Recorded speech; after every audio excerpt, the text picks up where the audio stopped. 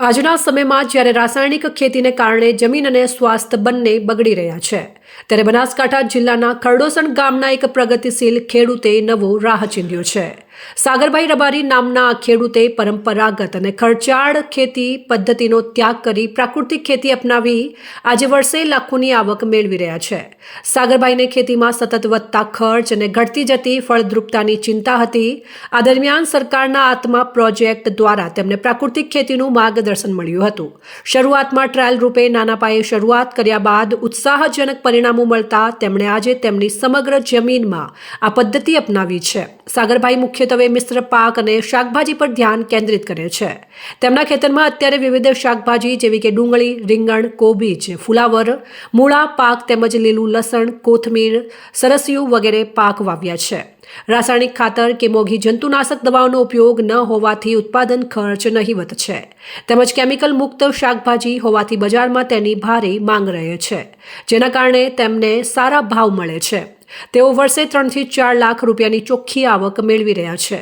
આ ઉપરાંત રાસાયણિક દવાઓ બંધ કરવાથી જમીન પણ ફળદ્રુપ બની છે. મેં શરૂઆત માત્ર એક નાના પ્લોટથી કરી હતી, પણ આજે મને વિશ્વાસ છે કે જો ખેડૂત કુદરતના સાનિધ્યમાં ખેતી કરે તો દેવામાંથી મુક્તિ મેળવી શકે છે. સાગરભાઈની આ સિદ્ધિની નોંધ રાષ્ટ્રીય સ્તરે પણ લેવામાં આવી રહી છે. દિલ્હી ખાતે આયોજિત એક કાર્યક્રમમાં કૃષિ જાગરણ સંસ્થા દ્વારા તેમને વિશિષ્ટ એવોર્ડ આપી સન્માનિત કરવામાં આવ્યા હતા.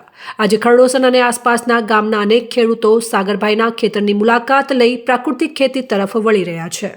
અમે હાલ 4-5 વર્ષથી પ્રાકૃતિક ખેતી કરીએ છીએ, બરોબર છે. પછી અમે એક દિવસ ગયા હતા આત્માની મિટિંગમાં ડીસા. ત્યાં આગળ અમને જાણવા મળ્યું, ત્યાં આગળ સાહેબે અમને સમજાવ્યા અને આ કરવા લાયક છે અને આપણું ઘર પણ તંદુરસ્ત રહે, આપણું શરીર તંદુરસ્ત રહે. અને ઘર માટે અમે ઘઉં વાવીએ છીએ, બાજરી વાવીએ છીએ, સરસિયા વાવીએ છીએ, શાકભાજી વાવીએ છીએ. આ બધું ઘર માટે અમે વાવીએ છીએ. ત્યાં અમને જાણવા મળ્યું કે અને ગાય આધારિત ખેતી કરીએ છીએ. ગાયો પણ અમે રાખીએ છીએ, 8-10 ગાયો. એના માટે ગાયનું ઝરણ, ગાયનું છાશ, ગાયનું દૂધ, ગોળ આ બધું છાંટીએ છીએ. એનાથી ઉત્પાદન લઈએ છીએ. અમને સારામાં સારું ઉત્પાદન મળે છે. રાસાયણિક ખેતી કરતાં અમને ઉત્પાદન વધારે મળે છે આમાં પ્રાકૃતિક ખેતીમાં, પણ ખર્ચો પણ ઘટે છે એના કરતી. અન્ય ખેડૂતોને કહેવીએ કે ઘણું નહીં તો પણ મૂળ એક વીઘો તો કરીએ જ, આપણા ઘર માટે તો કરીએ જ, વધારે ન થાય તો. અને વધારે કરે તો બહુ સારું છે. જમીન આપણી સુધરે છે, દિવસે દિવસે બગડે છે એના કારણે કે કેમિકલ વધારે વપરાય છે.